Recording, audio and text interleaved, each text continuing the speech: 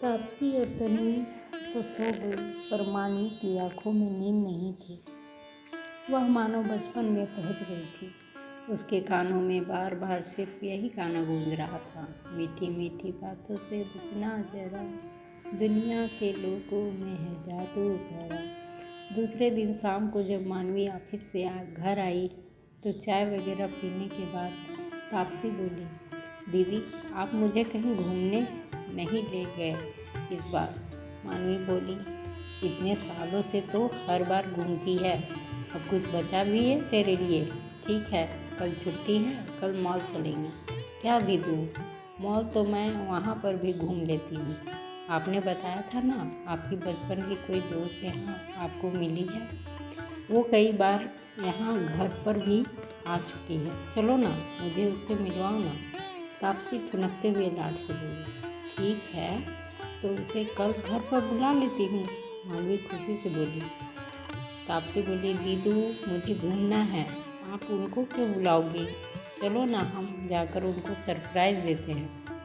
मानवी बोली, हाँ यह भी ठीक रहेगा। वैसे भी वह कई बार मुझे अपने घर आने के लिए कह चुकी है, उसे अच्छा लगेगा। वास्तव में तापसी ने कुछ दिनों में विचार करके यही निष्कर्ष निकाला था कि जब से दीदू ने अपनी सहेली के बारे में बताया था, उसके बाद से दीदू का व्यवहार बदल रहा है। दूसरे दिन दोपहर को खाना खाने के बाद मानवी, तन्वी और तापसी तीनों ही कार से शीला के घर के लिए निकल गए। रास्ते में उन्होंने शीला की बेटी के लिए उपहार और चॉकलेट भी ली थी। शीला के घर पहुंचते उन्हें लगभग 3 बज गए थे। मानवी थोड़ा नाराज़ हो रही थी कि मुझे शीला को फ़ोन करके बताने तो दे कि हम आ रहे हैं, कहीं वो घर पर नहीं हुई तो क्या, हम इंतज़ार कर लेंगे। पर सोचो, उनको आपका सरप्राइज़ कितना अच्छा लगेगा। इस बात पर मानवी मुस्कुरा दी। शीला के फ्लैट के बाहर पहुंचकर जब उन्होंने घंटी बजाई तो अंदर से आवाज़ आई, श्वेता दरवाजे पर देख कौन है। मम्मा मैं टीवी देख रही हूँ, आप खुद देख लो। मानवी का मन किया कि वह तन्वी के कान ढक दे। बड़बड़ करती हुई शीला की आवाज़ बाहर तक आ रही थी। दरवाज़ा खोलते हुए भी वह कुछ बोलने जा रही थी, पर मानवी को देखकर जबरन मुस्कुराते हुए बोली, अरे तुम फ़ोन कर दिया होता तो मैं आ जाती। ऐसी हालत में तुम क्यों परेशान हुई? उसकी बातों से खुश होकर मानवी बोली, तू मेरा कितना ख्याल रखती है, पर ये तापसी मेरी छोटी बहन आई हुई है ना, यह तुमसे मिलना चाहती थी, तो बस तुम्हें सरप्राइज़ करने के लिए फ़ोन नहीं किया।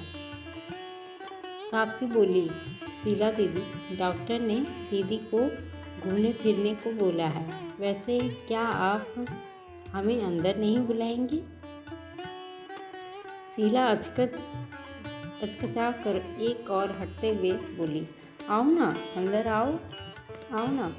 फिर अपने अव्यवस्थित घर पर नज़र डालते हुए बोली, क्या करूँ, कामकाजी हूँ ना, तो घर को समय ही नहीं दे पाती। रविवार का एक दिन मिलता है पति और बेटी के साथ बिताने के लिए, उनमें भी घर की साफ सफाई करो तो यह नाराज़ होते हैं कि तुम्हारे पास तो मेरे लिए समय ही नहीं है।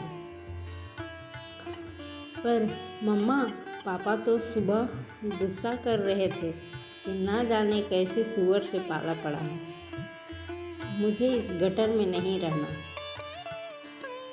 चुप कर, पता नहीं क्या बेकार की टीवी की बातें सुनकर बोलती रहती है। चल आंटी को हेलो बोल और अपने कमरे में जा।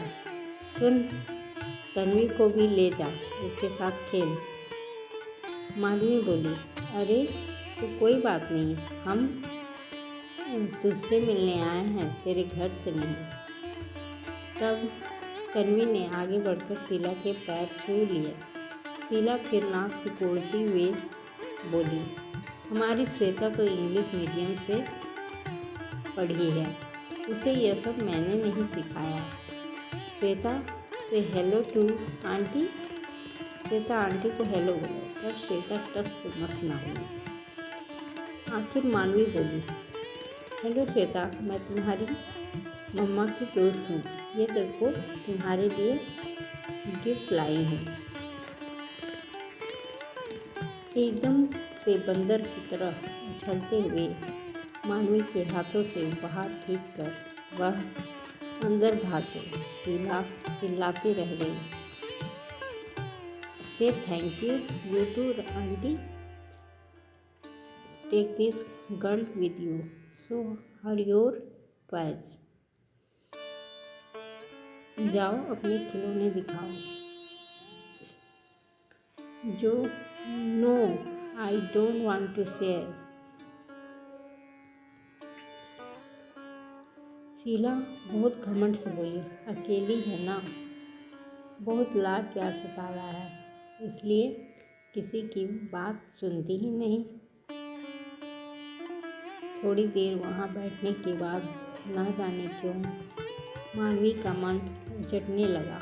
वह शीला से बहाना बनाकर कि उन्हें डॉक्टर के पास भी जाना है रेगुलर चेकअप के लिए, वह वहाँ से बगैर कुछ चाय कॉफ़ी पानी के उठ गई।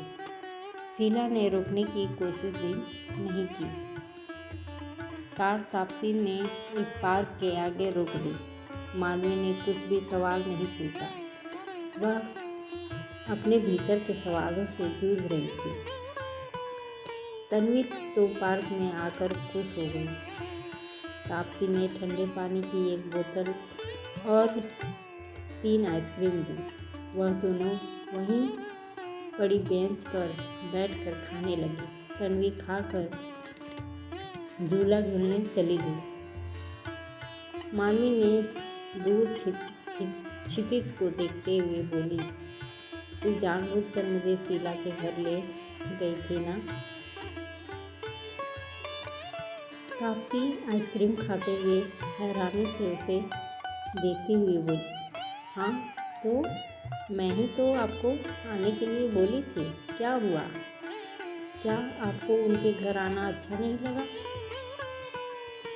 नहीं, मानवी सिर हिलाते हुए बोली, शीला ने मुझे जो तस्वीर दिखाई थी अकेले घर की मौज मस्ती की, वह तस्वीर इस घर से बिल्कुल अलग है। दीदू, यह आपकी दोस्त नहीं, कलयुग की मंत्रा है। यह ना इतनी महीन काटते हैं कि सामने वाला समझ भी नहीं पाता। अभी कैसे वह रोना रो रही थी अकेले रहने का और सारा काम खुद न कर पाने का, और कैसे आपको सिखाना शुरू कर दिया था कि संयुक्त परिवार में कितनी मुश्किलें हैं। हाँ तापसी, मैं उसके बहकावे में आ गई थी। यह मेरा घर, जहाँ मेरी सासू माँ ने मुझे राजकुमारी का दर्जा दिया, तेरे जीजू जिन्होंने मुझे रानी बनाकर रखा, यह मेरा खुशियों से भरा हंसता खिलता साम्राज्य, जिसको मैं उसके बहकावे में आकर अपने हाथों से आग लगाने जा रही थी। मानवी रोते हुए बोली, छोटी, क्या मिल जाता उस शीला को मेरा साम्राज्य नष्ट करके?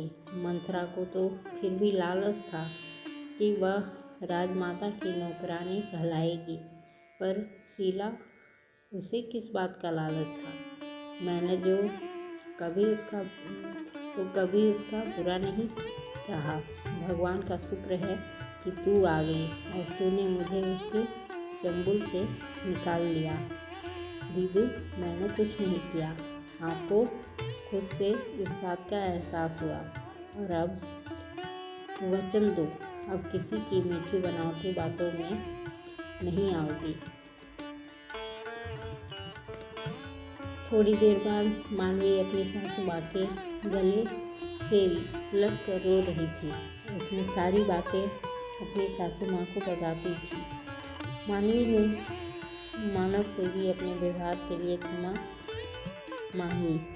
वह रोते हुए उन दोनों से बोली, अब आप दोनों मुझे इतना प्यार नहीं करोगे ना? सासू माँ उसे गले लगाते हुए बोली, तू हमेशा मेरी बेटी थी और रहेगी।